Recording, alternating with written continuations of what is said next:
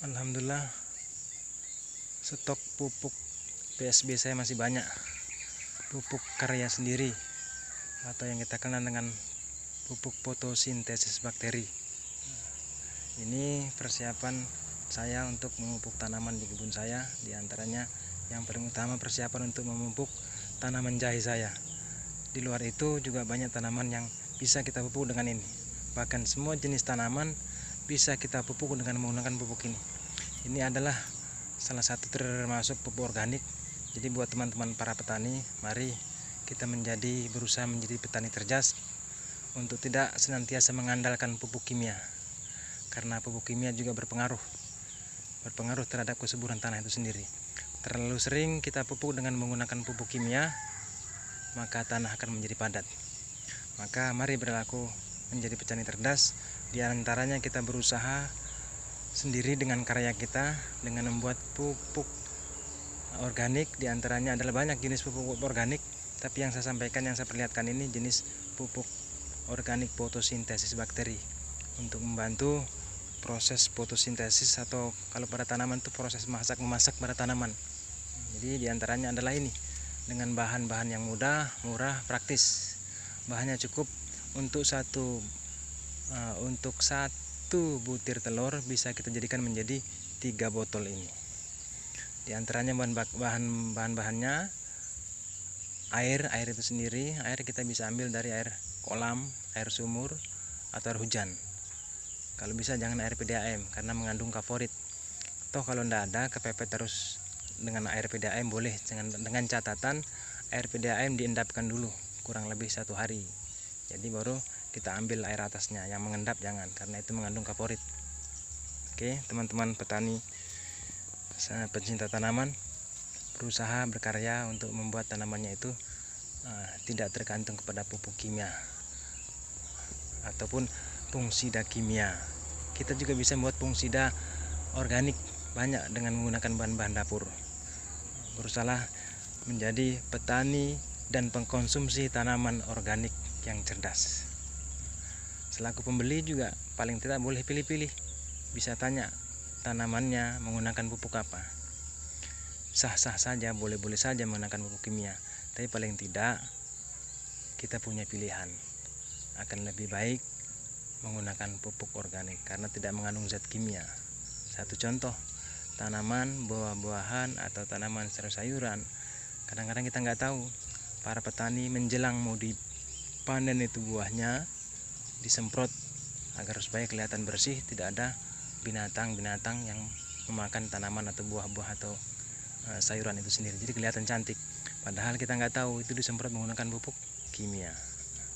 Tapi kalau menggunakan sistem organik jauh lebih aman. Tapi paling tidak buat teman-teman petani yang senantiasa menggunakan pupuk kimia, usahakan ketika dia akan berbuah atau ketika berbuah menjelang akan dipanen, contohnya kacang panjang, timun, dan buah yang lain, usahakan paling tidak sebelum dipanen, seminggu sebelum dipanen, jangan disemprot menggunakan pupuk kimia atau jangan disemprot dengan obat-obat fungisida, obat-obat kimia, karena itu akan berpengaruh kepada kesehatan para konsumen. Kita juga harus bertanggung jawab terhadap kesehatan para konsumen kita selaku petani. Semangat terus buat teman-teman para pecinta tani, pekebun. Jadikan usaha tani kita sebagai usaha yang kita cintai. Jadikan karya kita karena hobi kita. Kalau kita berkebun karena kita senang, insya Allah tidak akan membuat kita selalu tergesa-gesa dalam bertindak dan berbuat karena kecintaan kita. Jadi perawatan senantiasa kita perhatikan karena itu bagian daripada hobi kita.